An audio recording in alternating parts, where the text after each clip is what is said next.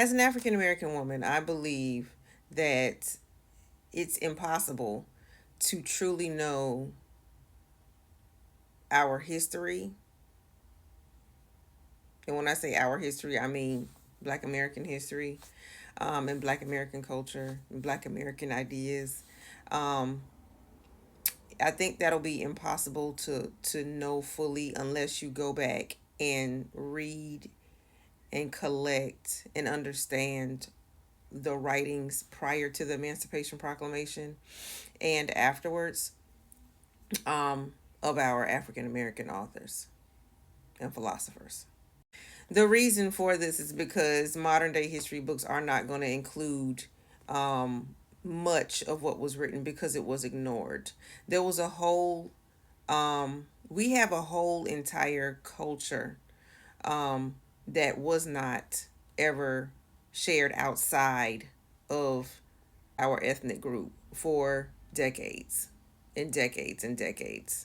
No one paid attention to it. The only people who paid attention to it was us. And we read it now, of course. There's this mainstream thing going on where, whatever's commercialized is what people pay attention to. However, it wasn't so back in the day. Back in the day, in the 1800s and prior, African Americans read African American works, and there were thousands. Many people were very well known only within the African American community. Due to the segregation and racism that ruled the day back then, everything basically that African Americans did as far as literature was pretty much gate kept until everybody found out about it. And even still today, there are African American studies going on around the nation, around the globe actually, but no one has gone back to get the meat of it all. History books, they gather what they want to and what they will put inside it, they put inside it.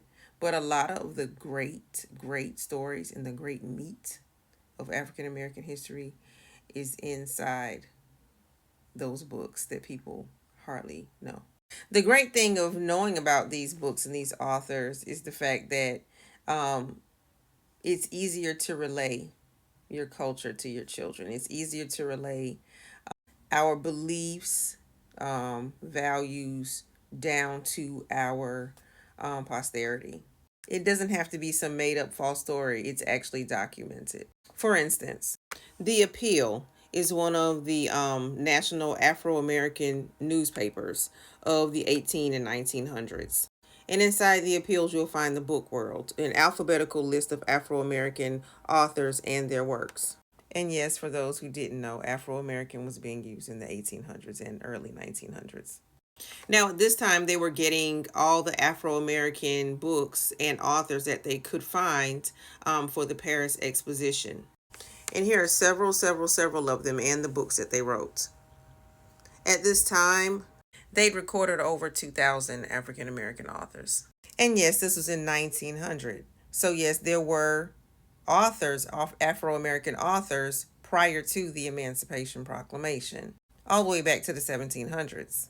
Again, most of these authors weren't being paid attention to by the globe until around the 1900s.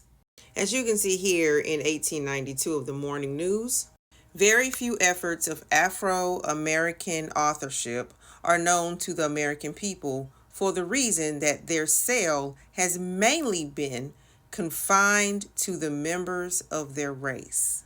And then the paragraph goes to talk about William C. Nell. He wrote before the emancipation, the colored American patriots of the Revolution. And of course, if you don't have the book, you can pull it up online. The Colored Patriots of the American Revolution, with sketches of several distinguished colored persons. By who? William C. Nell. So while there's this going trends about only speaking about the one particular part of African American history that deals with being enslaved, there's a whole other part that many times is being left out. There are many parts of our history that are being left out of the history books, um, and it's up to African Americans to mainly share that with each other. It doesn't matter if the world knows it. Our children need to know it. Our posterity need to know it. And we can't ever let it die because it's our culture. Therefore, among all the other things that we know about, such as music, dance, foods, we also need to know about our literature and our newspapers and our publications. And of course, stack them up on our bookshelves. Because you'll honestly find that when you start reading what our ancestors wrote down for us to remember, you will see that a lot of the modern day history books are full of crap. One of the greatest things that our ancestors did for us, our forefathers did for us, was write everything down.